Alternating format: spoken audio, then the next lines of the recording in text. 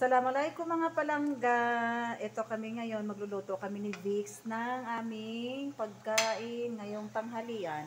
Ayan na, brown na, toast na yung ano, yung tawag nito.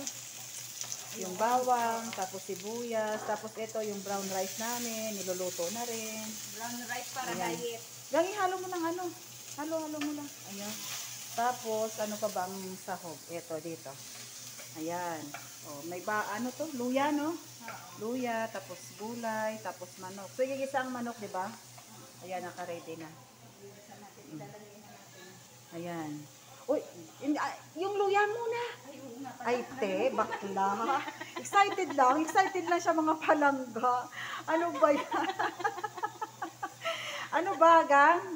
Ganito nagugutom na ako eh. Lumilipad ang aking ano. Lumilipad ang iyong kaisipan. Sa lumilipad sa Pilipinas. Oo, daling mga naiisip. Oo nga, dahil naisip. Ayan, luya. Siyempre, pampawalaan ng lansa, di ba? Oo, Oh. dapat may luya. Mamaya na yung ano, gang, yung sili. Yan, yan na. Oh, pag nakulo na siya lahat. So, ano na lang, yung tawag, yung manok, chicken. Tapos, pag luto na, pag malambot na, siyempre, yung gulay na. Ito, brown rice ang pagkain namin, kanin namin dalawa. Para iwas high blood, tsaka sugar, diabetes ba? Titimplahan pa natin. Patitimplahan. Huwag tayo. So, yan, ang kailangan natin lagi gagamitin, yung olive oil. Okay, ayan talaga siya. Huwag tayo Okay. masyadong sa...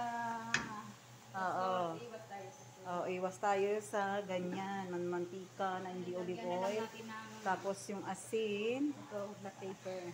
black pepper yan. Aywa. Tapos a pinch of salt.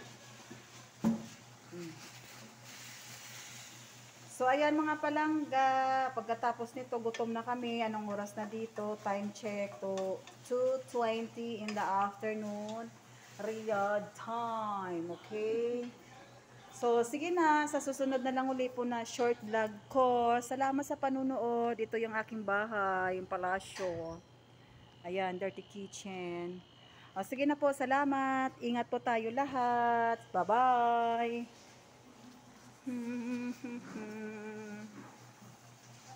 Aywa.